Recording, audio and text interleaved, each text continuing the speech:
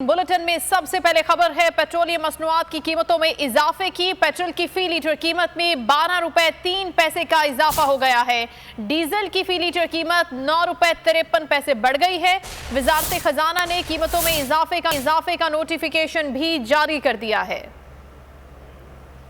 Petroleum मसनूआत की कीमतें फिर आसमान पर। फी लीटर कीमत में 12 रुपए 3 पैसे का इजाफा। पेट्रोल की नई कीमत 159 रुपए 86 पैसे मुकर्रर। वजारत खजाना ने नोटिफिकेशन जारी कर दिया, जिसके मुताबिक हाई स्पीड डीजल की फी लीटर कीमत में 9 रुपए 53 पैसे का इजाफा, मिट्टी का तेल 10 रुपए 8 पैसे और लाइट डीजल 9 रुपए 43 पैसे महंगा। हाई स्पीड डीजल की फी लीटर कीमत 154 रुपए 15 पैसे मुकर्रर। मिट्टी के तेल की फी लीटर कीमत 126 रुपए 56 पैसे मुकर्रर। लाइट डीजल की फी लीटर कीमत 123 रुपए 97 पैसे मुकर्रर। इजाफे से कबल वजारत खजाना ने समरी वजीर आजम को भेजी तो वजीर आजम ने समरी वापस भेज दी। कहा 12 रुपए से जायद का इजाफा बहुत है, कीमतों पर नजरसानी की जाए, लेकिन वजारत दाखिला ने वही कीमत मुकर्रर कर दी।